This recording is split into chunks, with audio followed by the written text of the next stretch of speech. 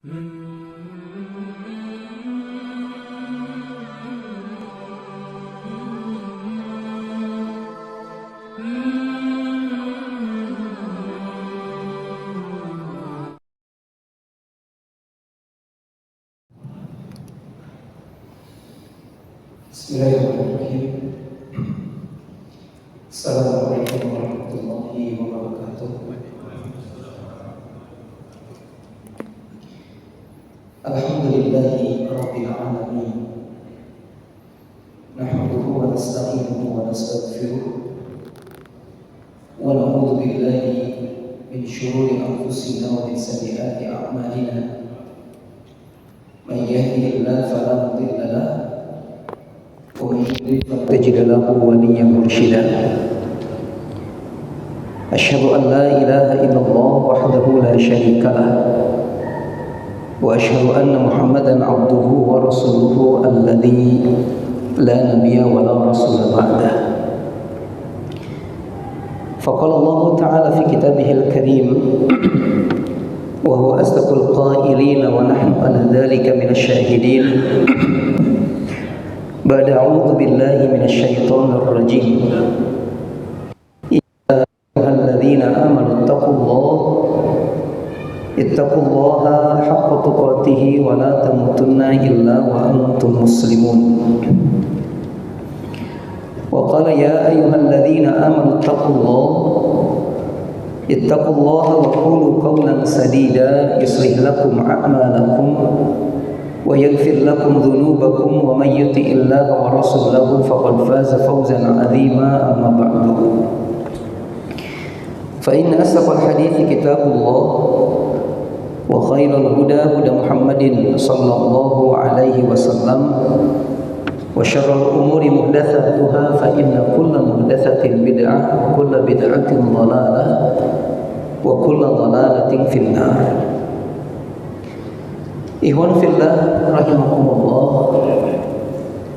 Alhamdulillah, kembali kita bersyukur kepada Allah Subhanahu wa taala karena atas limpah nikmat dan karunia-Nya di kesempatan malam ini Allah pertemukan kita kembali dalam rangka melaksanakan sebuah kegiatan yang sangat istimewa, kegiatan yang sangat luar biasa, kegiatan yang wajib hukumnya yaitu thalabul ilmi.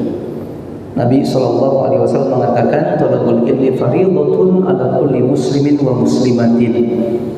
Mencari ilmu itu merupakan sebuah kewajiban yang dibebankan kepada setiap mukmin baik laki-laki ataupun perempuan. Kita berharap mudah-mudahan langkah kita ke tempat ini, capeknya kita dalam kegiatan ini menjadi perkara yang mempermudah kita untuk bisa masuk ke dalam surganya Allah Subhanahu wa taala. Karena dalam riwayat yang lain Nabi mengatakan, "Idza marartum bi raudin min riyadil jannati farta'u." Faqila, "Wa ma riyadil jannati ya Rasulullah?" Qala majalisuz dzikr. Nabi mengatakan, apabila kalian melewati taman-taman surga maka mampirlah. Lalu seorang sahabat tanya, Rasul, taman surga itu apa? Nabi mengatakan taman-taman surga itu adalah majelis-majelis ilmu atau majelis-majelis zikir. Alhamdulillah. Dan seorang ulama mengatakan barang siapa yang tidak pernah masuk ke taman-taman surga maka mustahil untuk bisa masuk ke dalam surga. Karena ketika surga diibaratkan sebuah rumah, ketika orang akan masuk ke dalamnya pasti melewati halamannya dulu, Pak. Maka menghadiri, mendatangi majelis ilmu itu sebuah hal yang harus terus kita lakukan. Alhamdulillah. Malah kata sebagian para ulama, hati-hati kalau dalam hati kita sudah mulai ada ketidaksemangatan dalam mencari ilmu, ini sebuah pertanda bahaya. Ada sebuah hadis mengatakan, "Idza aradallahu bi amrin khaira yufaqihu fid din."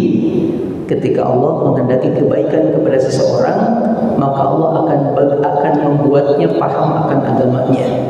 Artinya kebalikannya, kata para ulama. Ketika Allah tidak menghendaki kebaikan, Allah akan bikin dia tidak ingin serius dalam agamanya. Sebenarnya Boleh dimatikan 1 atau 2. Tiriswa. Apa?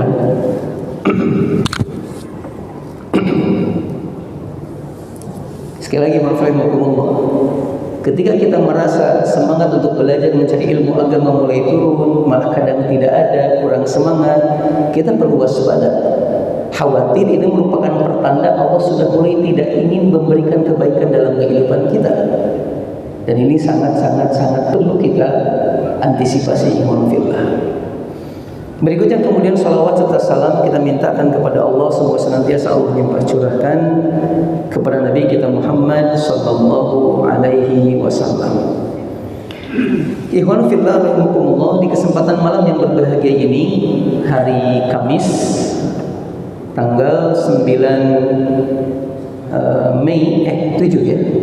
7 Mei 2026 bertepatan dengan 19 Dzulqa'dah 1400. Ya, sebelum saya mulai, ini sudah di pertengahan bulan-bulan suci, Pak.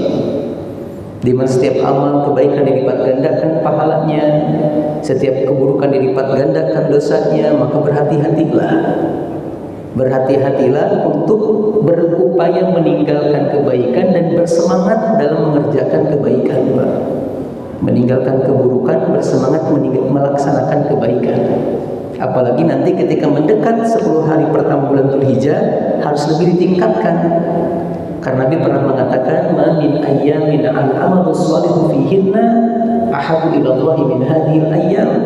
Tidak ada hari-hari di mana setiap amal kebaikan yang dilakukan pada hari itu akan menjadi amal yang paling Allah cintai selain amal yang dikerjakan di 10 hari pertama bulan Dzulhijjah.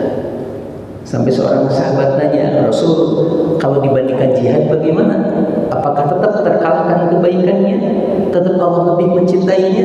Nabi mengatakan, iya, termasuk dibandingkan dengan jihad.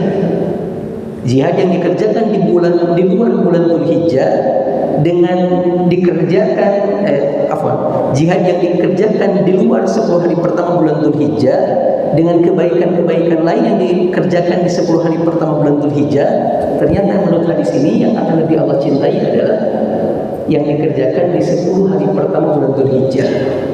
Kecuali kata Nabi, kalau orang yang jihad ini keluar dari rumahnya kemudian pulang ke rumahnya tinggal lama atau dalam keadaan syahid, maka kemuliaannya tidak tertandingi insyaallah. Maka sekali lagi saya mengingatkan, mari sama-sama kita kembali membiasakan kebaikan agar nanti ketika masuk 10 hari pertama bulan Dzulhijjah kita makin bersemangat lagi untuk berbuat kebaikan. Ikhwan fillah rahimakumullah. Selanjutnya kemudian ikhwan fillah, hari ini kita akan membacakan hadis yang ke-20. Al-Qissatul Ishrun, kisah yang ke-20, Qissatun Nabiyil ladzi ujiba biqaumihi. Kisah seorang nabi yang dibikin takjub karena begitu banyak jumlah umatnya. Ikhwan fillah, dikatakan dalam kitab ini, ikhwan fillah, rawa al-Imam Ahmad fi musnadihi an Suhaib, diriwayatkan oleh Imam Ahmad dalam kitab musnad beliau dari sahabat yang bernama Suhaib. Suhaib ini sebagian menyebutkan nama lengkapnya adalah Suhaib bin Sinan Ar-Rumi. Suhaib bin Malik bin Sinan Ar-Rumi radhiyallahu taala anhu. Tapi perlu diketahui, walaupun ada gelar Ar-Rumi, tidak menunjukkan kalau beliau orang Romawi. Jadi kisahnya hampir sama dengan kisah Nabi Yusuf alaihissalam. Beliau aslinya orang Basra. Kemudian suatu ketika orang-orang Romawi menyerang daerah beliau. Akhirnya beliau tertawan, dibawa ke Romawi, kemudian dijadikan sebagai budak. Lalu tinggallah di Romawi sampai beliau dewasa. Singkat cerita, ada salah seorang dari orang Mekah datang ke sana membeli budak, yaitu beliau yang bernama Abdullah bin Jada'ah. Akhirnya dibawa tuh ke Mekah kemudian. Jadi beliau orangnya orang Arab, logatnya logat Romawi, tapi menjadi dewasanya di Mekah dan Madinah. Seorang sahabat yang punya kedudukan di mata Rasul Sallallahu Alaihi Wasallam. Salam sebuah riwayat Nabi Sallallahu Alaihi Wasallam pernah mengatakan satu ungkapan, kata Nabi, as-sabiqu arba'atun, kata Nabi. Orang yang pertama kali meraih hidayah Allah ada 4 orang, kata Nabi. Ana sabiqul Arab, saya adalah yang pertama. Orang dari kalangan bangsa Arab yang meraih hidayah Allah Subhanahu wa taala. Kemudian wa Suhaib sabiqul Rum. Yang kedua Suhaib. Kalau Suhaib adalah orang yang pertama dari bangsa Romawi yang meraih hidayah Allah Subhanahu wa taala. Yang ketiga Nabi mengatakan wa Bilal sabiqul Habasyah. Yang ketiga Bilal. Kalau Bilal ini orang yang pertama dari kalangan Habasyah yang meraih hidayah Allah Subhanahu wa taala. Kemudian yang keempat Nabi mengatakan wa Salman sabiqul Faris. Yang keempat Salman nih, orang yang pertama kali dari kalangan bangsa Persia yang menggapai meraih hidayah Allah Subhanahu wa taala. Ini kemuliaan Suhaib di antaranya. Kemudian beliau yang lain adalah beliau orang yang diamanahi oleh Umar bin Khattab radhiyallahu taala anhu untuk menjadi imam salat beliau kalau beliau wafat. Ketika Umar tertikam lalu menjelang kematiannya, beliau berwasiat agar orang yang menjadi imam untuk salatku adalah kata beliau Suhaib ar-Rumi. Menunjukkan di mata Umar beliau punya kedudukan yang luar biasa, Pak. Umar pernah berceloteh kepada beliau dengan mengatakan, "Wahai Suhaib, demi Allah, aku sangat mencintaimu. Cuma 3 hal yang aku kurang suka sama dirimu." Apa kata beliau? Kenapa kata beliau? Yang pertama, engkau menisbatkan diri orang Arab, tapi logat Persia, logat Romawi gitu. Kata Umar. Yang kedua, engkau mengkunyahkan dirimu dengan nama Nabi, kan baru dipanggil dengan Abu Yahya. Yang ketiga, engkau orang yang mubadir, kata Umar. Lalu Suhaib berkata, mubadir kenapa? Apa yang kau lakukan? Karena kau bersedekah itu kayak gampang banget, Pak. Gak pernah lihat siapa yang diberi, pokoknya ngasih gitu, Pak. Nah Umar melihat kadang kayak orang gak tepat yang dikasih itu, sehingga dikatakan mubadir, kata Umar ibn Firlah.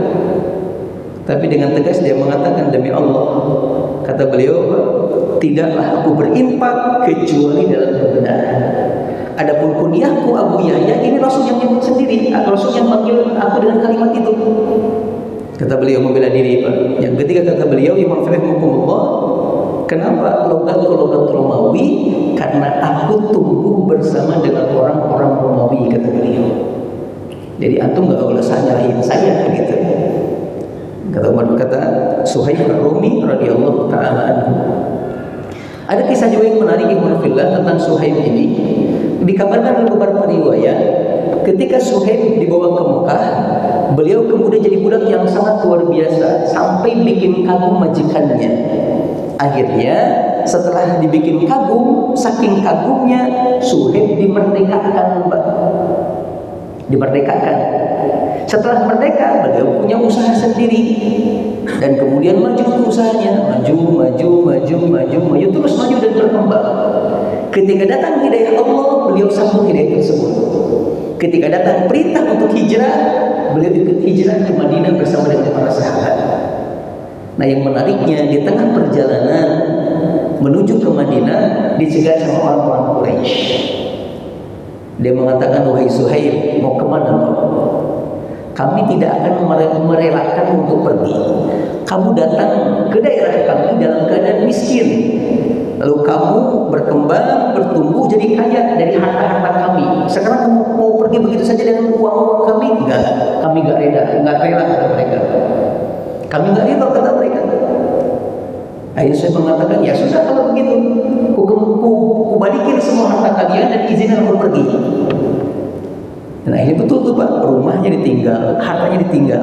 Suhaib ke Madinah dalam kondisi seorang diri saja gitu, nggak bawa harta sedikit pun. Semua diserahkan kepada orang-orang Quraisy. Ketika nyampe ke Madinah, ketemu dengan Nabi, Nabi menyambut beliau dengan mengatakan Rabihal bay', Rabihal bay', Rabihal bay'. Sungguh beruntung perdaganganmu, sungguh beruntung perdaganganmu, sungguh beruntung perdaganganmu. Suhaib mengatakan, apa maksudnya Rasul? Apa maksud dia? Nabi mengatakan, Jibril memberitahukan kepadaku kalau engkau telah menyerahkan semua hartamu untuk menyambut hidayah Allah, untuk hijrah, gitu Pak. Maksud saya kan banyak di antara kita yang ketika mau hijrah suka mikir-mikir dulu, kalau saya tinggalin pekerjaan ini nanti gimana keluarga ya, gimana apa ya. Suhaib gak gitu Pak. Malah beliau meninggalkan semua harta yang sudah ada, diberikan semuanya untuk apa? Agar bisa nyaman beribadah, berkumpul dengan orang-orang soleh, terutama dengan Rasulullah SAW. Maka kata para ulama, ketika Anda ingin hijrah, jangan ragu, justru harus makin dikuatkan. Terutama hijrah meninggalkan kemaksiatan, meninggalkan hal-hal yang Allah haramkan. Karena janji Allah pasti akan diberikan bagi orang-orang yang bertakwa. Dan di antara ciri orang bertakwa adalah meninggalkan larangan-larangan Allah Subhanahu wa taala.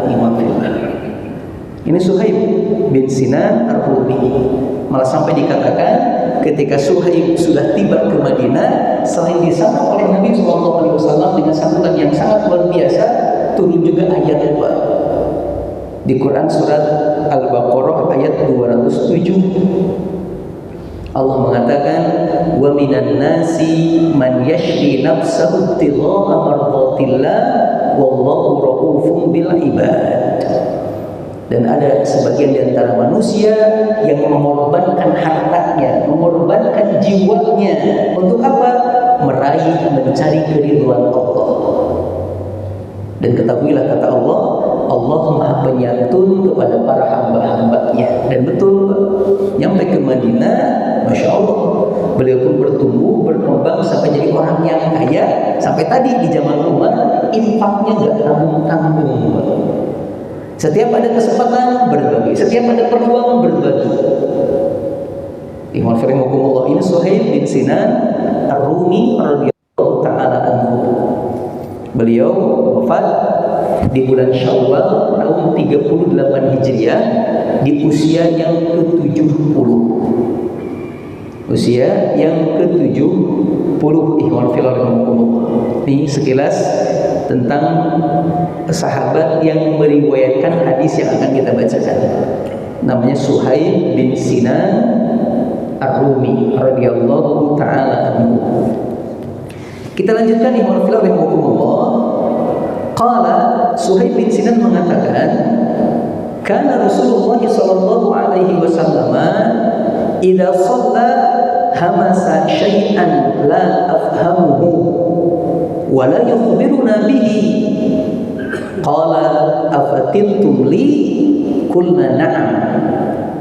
Kata Suhaib bin Sinan rahimahullah, Nabi itu sering ketika beliau melaksanakan sholat, lalu di dalam sholatnya kayak orang yang tengah bergumam, Pak. Kayak orang yang ngobrol tapi kami nggak paham gitu, Pak. Kayak orang lagi bicara karena menggerakkan bibirnya tapi nggak ngerti apa yang beliau bicarakan gitu, rahimahullah. Ini kata Sunaim. Sampai suatu ketika Nabi menghadap ke kami, kemudian Nabi bilang ke kami, apakah kalian memperhatikan sholatku? Kemudian kami mengatakan, betul Rasul, kami memperhatikan sholatmu, dan di dalam sholatmu kami suka melihat engkau menggerakkan bibirmu tapi kami nggak paham engkau sedang mengatakan apa, sedang berbicara apa, gitu lah bahasa kitanya Imam Fillah. Kemudian Imam Fillah, Nabi mengatakan, inni dzakartu nabiyyan minal anbiya'i utiya juludan min qaumihi. Nabi mengatakan, sesungguhnya aku ingat dengan sebuah cerita yang pernah disampaikan kepadaku kalau dulu ada salah seorang nabi yang Allah utus. Dan nabi ini diberikan oleh Allah tentara yang sangat banyak dari umatnya. Malah bukan cuma banyak dan gagah-gagah, kuat-kuat mereka gitu. Ya wafiqakumullah. Wa fi riwayatin uji bagi ummatihi, dalam riwayat yang lain, saking banyaknya umat yang beliau miliki, saking kuatnya tentara yang beliau bikin beliau merasa ujub. Apa ujub teh?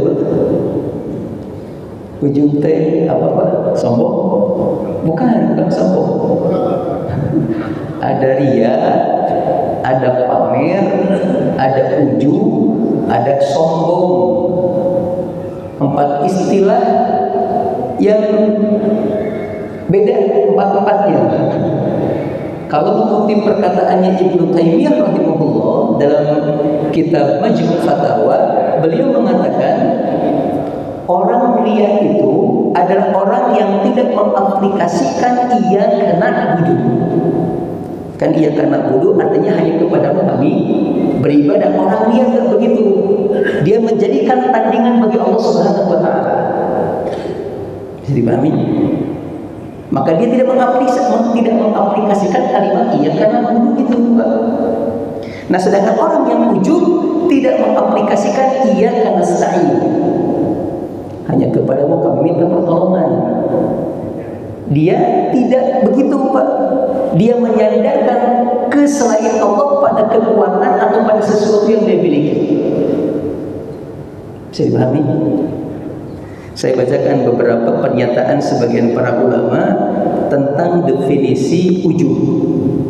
Malah kalau memungkinkan kita baca definisi ria, definisi ujub, definisi sombong, definisi pamer. Ada pamer. Kalau pamer kan sebagai para ulama dalam kitab Al-Mu'jam Jamul Basit Imam Firmanullah dikatakan tubahi bimalihi wa ma tubahi bimalihi wa ma liqaumihi min mahasina. Pamer itu adalah berbangga diri dengan harta atau dengan kelebihan yang dimiliki oleh kaumnya. Itu pamer, Pak. Membangga-banggakan, atau dalam bahasa lainnya alhaakumut takatsur. Berbangga-bangga sudah menghancurkan kalian. Ini pamer, membanggakan sesuatu yang dimiliki dari kebaikan dunia. Kemudian kalau ria adalah an yudhirul insanul amala shaliha lil akharina aw yuhassinahu indahum liyamdahu wa ya'dhuma fi anfusihim. Sedangkan ria adalah seorang manusia menampakkan amal soleh kepada orang lain atau memperbagus amal solehnya biar dianggap baik, biar dapat pujian dari orang lain. Ini ria. Sehingga bedanya kata para ulama, kalau ria berhubungan dengan amal soleh, kalau pamer berhubungan dengan dunia materi, Pak. Imam Firmanullah bisa dibedakan. Kemudian berikutnya ujub.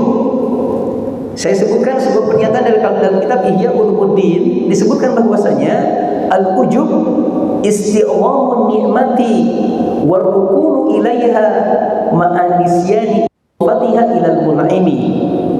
Ujub adalah merasa agung ketika memiliki sebuah kenikmatan lalu bersandar kepadanya dan tidak menisbatkannya kepada yang memberi kenikmatan itu.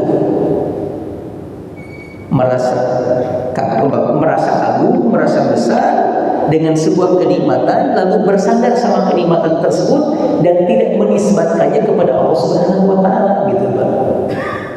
Itu ujub. Alhamdulillah.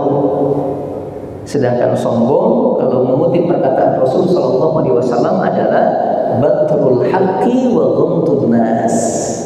Sombong itu menolak kebenaran dan menyepelekan, menghinakan, merendahkan manusia yang lain. Ini ujub, Pak. Secara definisi. Nah, dalam sebuah riwayat dikatakan Nabi ini melihat kaumnya tentara yang sangat banyak dan kuat-kuat membuat dia ujub. Sampai dia mengatakan di dalam dirinya man yukafi'u haula. Wah, siapa yang mampu mengalahkan tentara sekuat ini, gitu.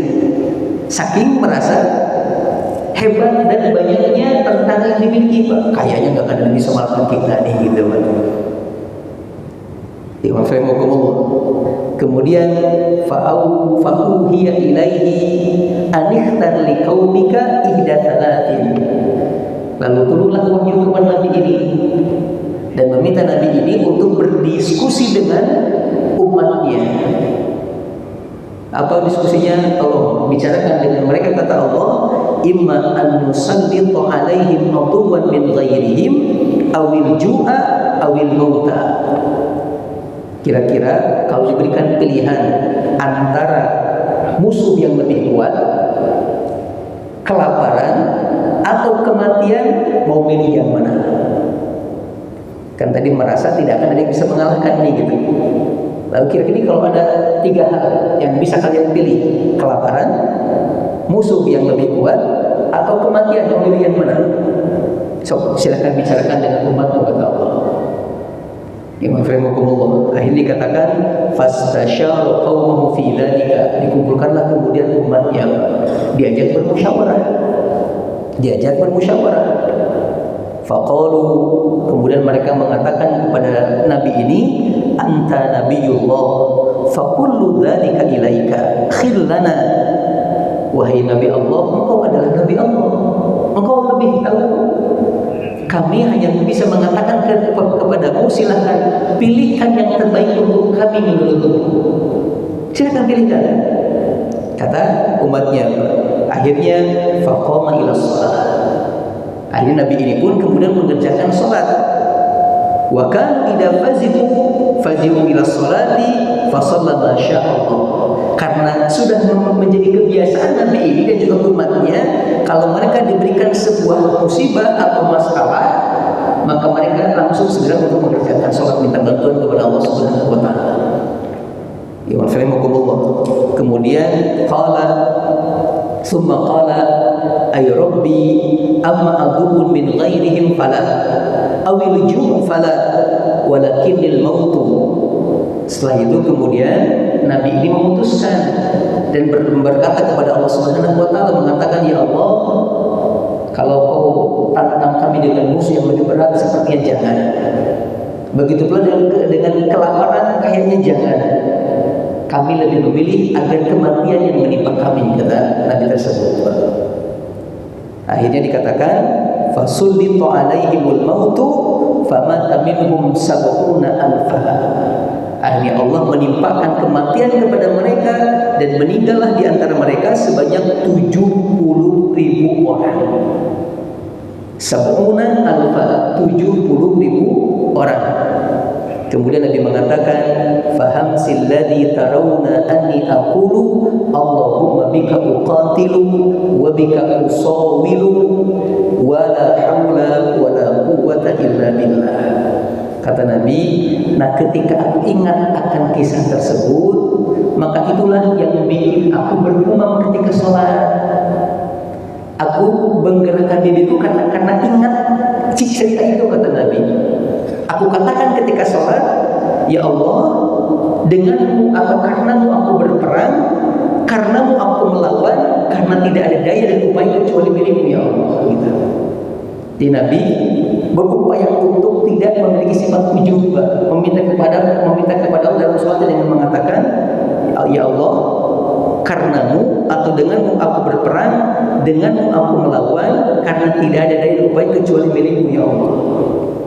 Allahumma bika uqatil wa bika usawil wa la hawla wa la quwwata illa billah. Ini hadisnya bagus sekali. Saya ulangi singkatnya barangkali. Kata Nabi, ada seorang Nabi yang Allah anugerahkan dengan umat yang banyak dan kuat-kuat, sampai punya tentara yang sangat hebat.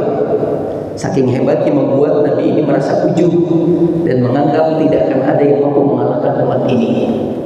Akhirnya Allah memberikan pilihan kepada Nabi ini. Coba kalau dikasih pilihan antara dihadapkan dengan musuh atau kelaparan atau kematian, mau pilih yang mana?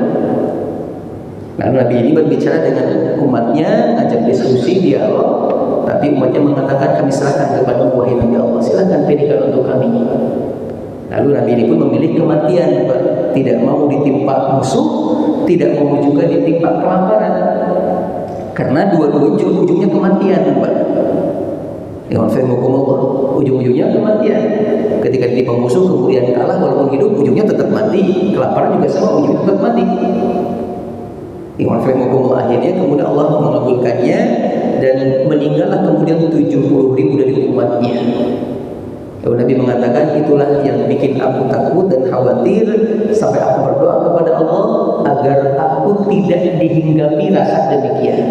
Aku berdoa kepada Allah, ya Allah, denganmu aku berperang, denganmu aku melawan, karena tidak ada daya upaya kecuali milikmu ya Allah. Kurang lebih demikian Pak, kalau diterjemahkan secara bebas. Bisa dipahami kira-kira? Ya Allah. Kemudian saya sampaikan beberapa pernyataan para ulama tentang hadis ini. Di antaranya pernyataan Imam Syekh Al-Albani rahimahullah dalam kitab Silsilah Al-Ahadits As-Shahihah. Beliau mengatakan wa hadza isnadun shahihun ala syarti syaikhaini. Hadis ini memiliki sanad yang sahih. Apalagi ketika disesuaikan dengan riwayat Bukhari Muslim memiliki syarat yang sama. Berikutnya kemudian akhrajahu Tirmidzi. Hadis ini juga diriwayatkan oleh Imam At-Tirmidzi. Wa qad akhrajahu Muslim, juga Imam Muslim dan Imam Ahmad dari jalan Humaid bin Salamah.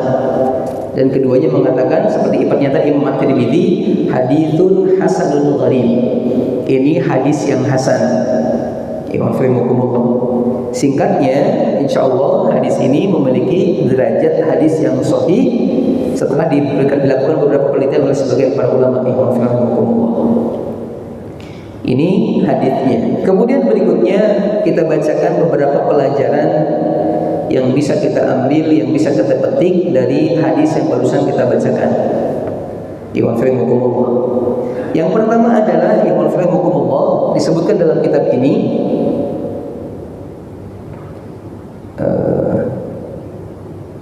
tafkihur rasuli ashabahu bil fihim wa halakihim wa min dzalika ijabuhum bi anfusihim. Di hadis ini Rasul sallallahu alaihi wasallam tengah berusaha untuk memahamkan kepada para sahabat tentang di antara penyebab kenapa lemahnya umat ini, Pak, atau penyebab celakanya umat manusia atau umat satu bangsa gitu, Pak.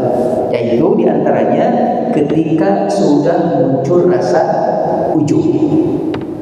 Ya wafakumullah, ketika muncul sifat ujub, ini perkara yang bisa bikin kehancuran.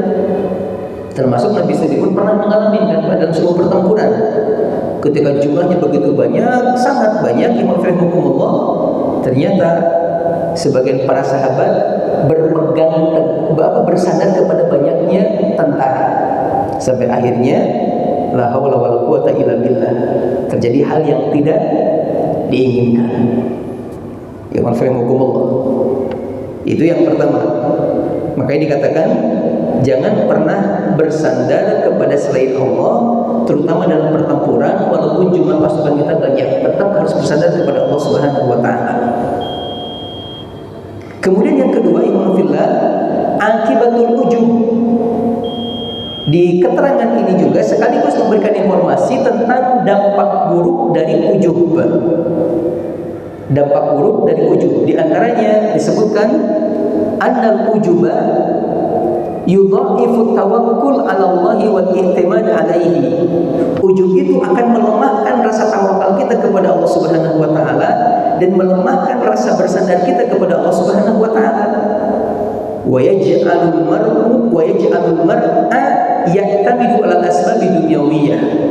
Dan ujub akan bikin seseorang bersandar kepada sebab-sebab duniawi saja, sebab-sebab logis saja gitu. Dan ini akan berbahaya. Waliyadzubillah tsumma waliyadzubillah. Kita akan bacakan beberapa hadis tentang dampak ujub yang pernah Nabi sampaikan. Tapi mau ada dulu, silakan. Bismillahirrahmanirrahim. Wassalatu wassalamu ala Rasulillah. Asyhadu an la ilaha illallah wahdahu la syarika lah. Wa asyhadu anna Muhammadan abduhu wa rasuluhu alladzi la nabiyya wa la rasula ba'dah. Ikhwan fillah rahimakumullah, al-ujub. Tadi kita sampaikan tentang sebagian dari definisinya. Ada pernyataan yang menarik di sebagian para ulama, kalau ujub itu punya kemiripan dengan riya dan beberapa sisi, Pak. Di antaranya dalam perkara mempersekutukan Allah. Bedanya kalau ria mempersekutukan Allah dengan sesuatu yang lain, sedangkan ujub mempersekutukan Allah dengan dirinya. Dan ini sangat berbahaya. Waliyadzubillah. Ya wafirmukumullah. Kita akan bacakan beberapa keterangan di Al-Fillah tentang bahaya ujub. Yang pertama, Nabi SAW pernah mengatakan salasun muhlikatun.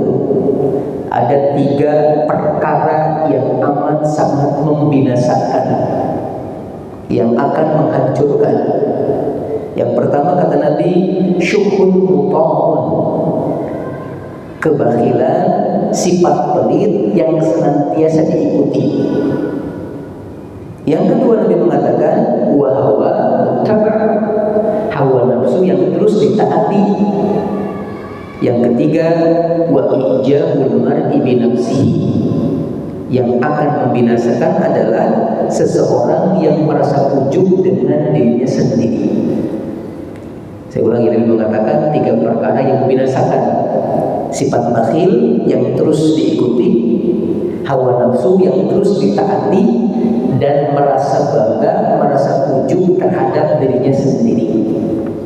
Waliyadzubillah, tsumma liyadzubillah. Kemudian juga yang Allah, Nabi pernah mengatakan, "Lau lam tudnibu la khasyitu ma huwa akbaru minhu." Al-ujub kata Nabi, atau al-ujba. Seandainya kata Nabi kalian tidak melakukan dosa, maka sungguh aku khawatir akan tertimpa kepada kalian penyakit yang lebih berat daripada dosa. Seandainya kalian tidak bermaksiat kepada Allah, terus beribadah dengan sangat luar biasa, aku khawatir justru akan tertimpa sebuah penyakit yang sangat lebih berat daripada maksiat. Apa itu? Nabi mengatakan ujub. Kenapa demikian kata para ulama? Karena orang ketika berbuat dosa, kadang dia masih mau mohon ampun kepada Allah dan minta ampun kepada Allah Subhanahu wa taala. Tapi orang yang ujub tidak merasa bersalah, karena membanggakan apa yang jadi miliknya. Sedangkan dosa kadang ada hubungan sama orang lain, melukai orang lain, padahal ini lebih berbahaya. Apa contoh orang yang ujub itu, Pak? Ada yang menarik dari pernyataan Imam Al-Ghazali dalam kitab Ihya Ulumuddin. Beliau mengatakan ujub itu banyak modelnya. Yang pertama beliau mengatakan ada ujub dengan tubuh atau ujub dengan nasab. Ujub dengan tubuh atau ujub dengan nasab. Imam Al-Ghazali mengatakan ada kalanya sebagai orang dari kalangan Bani Hashim yang merupakan keturunan Nabi merasa ujub dengan nasabnya, sampai-sampai mereka mengatakan kita ini keturunan emas, maka dimanapun diletakkan emas itu tetap jadi emas. Itu kata mereka. Kemudian kata Imam Al-Ghazali, beliau mengatakan seseorang kalau merasa dirinya dari Bani Hashim, maka harusnya berakhlak seperti akhlak leluhur mereka, yaitu Rasul Sallallahu Alaihi Wasallam. Dan Rasul tidak pernah ujub. Rasul menghormati yang lain.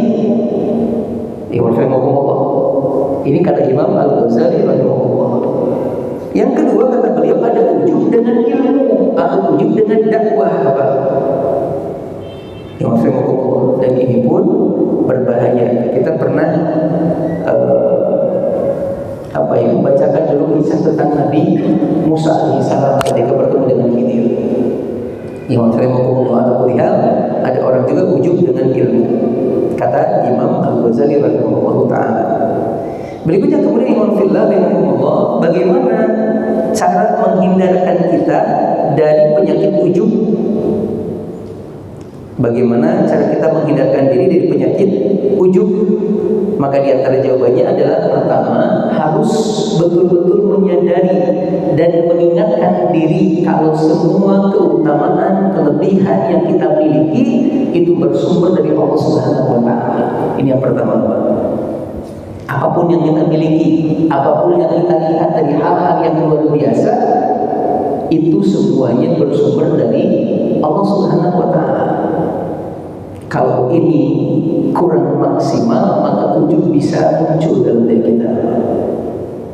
Yang kedua, kemudian harus menyadari kalau ibadah yang kita lakukan tidak ada yang secara sempurna seluruhnya, pasti ada kosongnya gitu. Dan yang ketiga, sebagian mengatakan perkuat ketawakalan kepada Allah Subhanahu wa taala. Karena Nabi SAW ketika takut dengan sifat ujub berdoa dalam sholatnya dengan kalimat yang menunjukkan ketawakalan kepada Allah, yaitu kalimat la haula wa la quwwata illa billah. Nabi mengatakan Allahumma bika uqatil wa bika usawwil wa la haula wa la quwwata illa billah.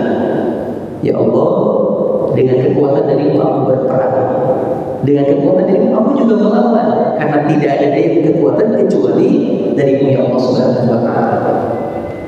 Imam Rahimahullah, ini di antara penjelasan sebagai para ulama tentang agar terhindar dari ujub. Wallahu a'lam bishawab. Imam Rahimahullah. Ada sebuah pernyataan juga yang menarik Pak, dari sebagian para ulama, kalau ujub ini Imam Rahimahullah juga bisa menghilangkan kebaikan-kebaikan yang kita miliki. Imam Rahimahullah. Sebagaimana ria kan juga demikian ya. Ria itu kalau kita mengutip firman dalam Al-Quran, orang yang berinfak kemudian ria itu ibarat batu yang licin kemudian dihujani dengan air yang sangat deras, Pak. Tapi selesai hujan, air itu kembali licin, tidak ada air satupun yang nyangkut di batu itu. Nabi mengatakan begitu. Ada kalimat kan, ya ayyuhalladzina amanu la tubtilu shadaqatikum bil manni wal adha kalladzi yunfiqu malahu ri'a'an nas. Wahai manusia, jangan kalian rusak sedekah kalian dengan al-manni wal adha, dengan sering menyebut-nyebutnya atau menyakiti orang yang kamu berikan kebaikan. Karena perbuatan itu kata Allah seperti orang yang infak dengan ria. Lalu Allah mengatakan, Imam Rahimahullah, famathaluhu kamathali safwanin alaihi turabun fa asabahu wabilun fatarahu sawda la yaqdiruna ala syai'in mimma kasabu. Perumpamaan orang seperti ini ibarat batu yang licin dihujani air yang sangat deras, tapi selesai hujan tidak ada satupun air yang nyangkut di batu tersebut. Maksudnya sebagai mengatakan dengan ria amal kebaikan berguguran. Waliyadzubillah waliyadzubillah. Imam Rahimahullah. Berikutnya kemudian Imam Fillah ada riwayat tentang ujub. Dikatakan Nabi sallallahu alaihi wasallam, wa baina rajulin yamshi fi qullatin qad ajabathu nafsuhu khasaballahu bihi fa huwa yatajaljalu fiha ila yaumil qiyamah. Nabi mengatakan ada seorang laki-laki yang berjalan di muka bumi dengan sangat bangga akan dirinya, dengan pakaian yang digunakan yang sangat bagus sampai dia menuju. Gara-gara itu Allah kemudian menenggelamkan dia ke dalam bumi dan dia terus berdalam tanah, digoncang-goncang oleh Allah sampai hari kiamat. Imam Fillah ngomong, Allahul musta'an, Allahul musta'an. Kemudian dikatakan dalam sebuah riwayat, pernyataan sebagian para ulama, bahwasanya ada sebuah ayat dalam Al-Quran di At-Taubah ayat 25. Di antaranya, laqad nasarakumullahu fi mawatin katsiratin wa yawma hunainin id a'jabatkum kathratukum falam tughni ankum syai'a wa dhaqat 'alaikumul ardu bima rahabat tsumma wallaytum mudbirin. Sungguh kata Allah, Allah telah menolong kalian di banyak medan pertempuran dan juga di medan perang Hunain. Ketika jumlah kalian itu sangat besar sampai kalian merasa takjub dengan jumlah tersebut di firman. Tapi kata Allah, jumlah itu sama sekali tidak memberikan manfaat bagi kalian. Jumlah itu sama sekali tidak memberikan manfaat bagi kalian. Wallahu alaikumul ardu bima rahabat tsumma wallaytum mudbirin. Karena ternyata terbukti ketika perang terjadi, kalian sebagian besarnya berpaling dari pertempuran. Imam Rahimahullah sebagian mengatakan gara-gara ujub terjadi kelemahan di antara kaum muslimin, ujub-ujubnya ya begitu. Wallahul musta'an. Imam Fillah rahimahullah, ini dampak bahaya dari ujub. Dampak bahaya dari ujub. Ini poin yang pertama. dari hadis yang kita bacakan.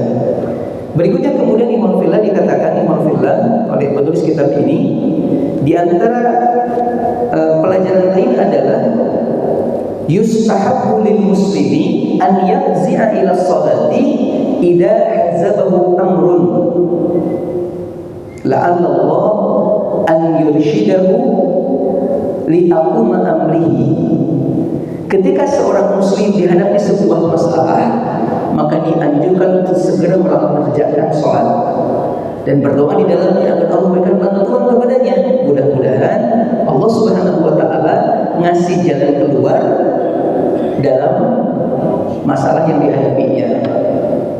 Dalam sebuah riwayat juga dikatakan Nabi demikian, karena Nabi sallallahu alaihi wasallam idza hazabahu amrun shalla. Nabi itu kalau diliputi sebuah masalah langsung mengerjakan sholat. Apa bentuk sholatnya? Bisa sholat sunnah biasa, kemudian kita berdoa di dalamnya bertepatan dengan waktu sholat, atau sholat yang disebut dengan istikharah. Sholat yang disebut dengan istikharah 2 rakaat, lalu di sela-sela sholat tersebut kita membacakan sebuah permintaan kepada Allah untuk diberikan pilihan dari permasalahan yang tengah kita hadapi. Mudah-mudahan di waktu bisa kita bahas sekilas tentang bagaimana tata cara sholat istikharah, insyaallah. Karena waktu yang kita miliki terbatas, untuk malam ini anak cukup sampai di poin ini. Mudah-mudahan sedikit atau banyak yang kita bahas ada manfaat dan hikmah yang bisa diambil. Usi nafsi wa iyyakum bittaqwallah faqad faza al-muttaqun. Innallaha wa malaikatahu yusholluna 'alan nabi ya ayyuhalladzina amanu shallu 'alaihi wa sallimu taslima. Allahumma shalli wa sallim wa barik wa an'im wa zid 'ala nabiyyina Muhammadin wa 'ala alihi wa ashabihi wa man tabi'ahum bi ihsan ila yaumiddin. Fa subhanakallahumma wa bihamdika asyhadu an